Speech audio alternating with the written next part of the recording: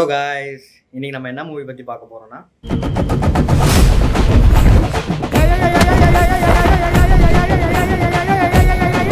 மாரி செல்வராஜ் இயக்கத்துல துருவ விக்ரம் நடிச்ச பைசன் திரைப்படத்தை பத்தி தான் பார்க்க போறோம். இந்த மூவி வந்து பாத்தீங்கன்னா ஆக்ஷன் கிரைம் ட்ராமா ஜேனர். இந்த படத்தோட கதை என்னன்னு பாத்தீங்கன்னா, ஒரு தாழ்த்தப்பட்ட சமூகத்துல இருந்து ஒரு பையன் பெரிய கபடி பிளேயரா வரணும்னு ஆசைப்படுறான்.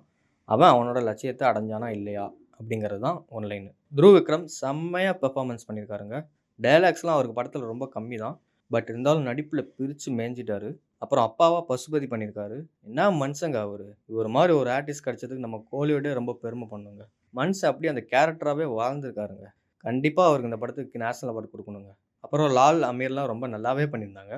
அது என்னவோ தெரியலங்க. அமீருக்கு இதே மாரி ரோல் வருதுங்க. கடைசியா அவர வடச்சென்னையில இப்படி பார்த்தோம். அதே மாரி இப்ப நம்ம பைசன்ல பார்க்குறோம். துருவுக்கு அக்காவா நடிச்ச ராஜிஷா ரொம்ப சூப்பரா நடிச்சிருந்தாங்க. அவங்கள தவிர வேற யாருமே பண்ண முடியாத மாரி ஃபீல் ஆச்சு. அனுபமாவும் நல்லா பண்ணியிருந்தாங்க. அதுவும் அவங்க ஓன் வாய்ஸ்ல டப் பண்ணி சூப்பரா பண்ணியிருந்தாங்க. அப்புறம் ஸ்கூல் பிடி சார் ரோல்ல வந்து ரொம்ப எதார்த்தமா நடிச்சிருந்தாரு. அவர் ஒரு சப்போர்ட்டிங் ஆக்டராவே சொல்லலாம் அந்த படத்துல. அப்புறம் மியூசிக் சாங்ஸ்லாம் நிவாஸ் பிரசன்னா பண்ணியிருந்தாரு. ரொம்ப நல்லாவே போட்டிருந்தாரு. கதைக்கு ஏத்த மாரி, மண்ணுக்கு ஏத்த மாரி சாங்ஸா போட்டிருந்தாரு. ரொம்ப கனெக்ட் ஆச்சு மியூசிக்ஸ்லாம். எனக்கு இந்த படத்துல பெர்சனலா ஒரு 4, 5 சீன் ரொம்ப பிடிச்சதுங்க. பஸ்ல ஒரு ஃபைட் சீன்ஸ் வரும். அது செம்மையா இருக்குங்க. ரொம்ப ராவா, ரியலிஸ்டிக்கா இருந்துச்சு. அப்புறம் பிடி சார் கூட பைக்ல போறப்போ ஒரு ஃபைட் சீக்வென்ஸ் வரும். அது நல்லா இருந்துச்சு ரொம்ப.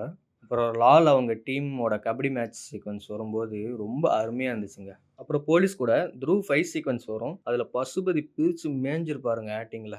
அப்புறம் லாஸ்ட் மேட்ச் நடக்கிற சீக்வென்ஸ்லாம் ரொம்ப புல்லரிச்சு பார்த்தேன். ஏதோ நம்மளே வின் பண்ண மாரி ஃபீல் ஆச்சுங்க. இதெல்லாம் தான் என்னோட பெஸ்ட் சீன்ஸ்ன்னு நான் சொல்லுவேன் படத்துல ரொம்ப. அப்புறம் லால் துருவுக்கு சப்போர்ட் பண்ற சீன்ஸ்லாம் ரொம்பவே நல்லா இருந்துச்சுங்க. டயலாக்ஸ்லேருந்து எல்லாமே.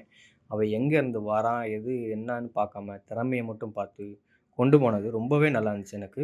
அப்புறம் அமீர் செகண்ட் ஹாஃப்ல ஹீரோயின் மேரேஜ் நடக்க போற சீக்வென்ஸ்ல ஒரு பேசியிருப்பாருங்க பாருங்க டயலாக். அது ரொம்ப பவர்ஃபுல்லா இருந்ததுங்க. அப்புறம் ஸ்க்ரீன் பிளே, கேமரா ஒர்க்ஸ், எடிட்டிங்லாம் ரொம்பவே நல்லா இருந்துச்சு. நெகட்டிவ்னு சொல்லணும்னா எனக்கு ஃபீல் ஆனது ஒரே ஒரு விஷயம் தாங்க படத்துல. என்னன்னா எப்பவும் போல ஒரே விஷயத்த பேசுறதே பேசி, சொல்லி காமிச்சு, அது ஒரு மாரி ரொம்ப சலிச்சு போச்சுங்க. மத்தபடி இந்த படத்த பத்தி பார்த்தீங்கன்னா, இந்த வருஷத்தோட ஒன் ஆஃப் தி பெஸ்ட் ஃபிலிம்னே நான் சொல்லுவேங்க. மாரி செல்வராஜ் படம் உங்களுக்கு பிடிக்கும்னா, கண்டிப்பா உங்களுக்கு இந்த படமும் பிடிக்குங்க. கண்டிப்பா போய் பாருங்க. Thank you guys. See you on the next video.